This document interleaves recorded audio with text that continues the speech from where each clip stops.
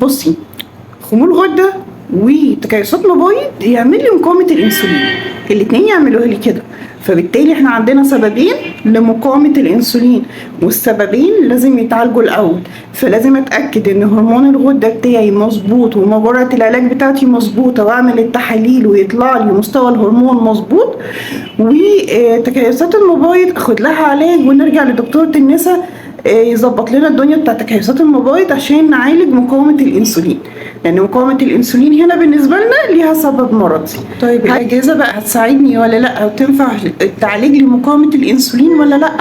احنا أصلا بنستعمل الأجهزة كحاجة عشان نتخلص من الدهون الموضعية في البطن أو الأرضية في الدراعات، المناطق اللي هي ما بتنزلش مع الدايت.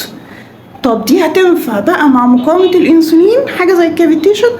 بتنفع وهتساعدني، ولقينا ان هي بتجيب نتيجة كويسة مع العيانين اللي عندهم مقاومة الانسولين.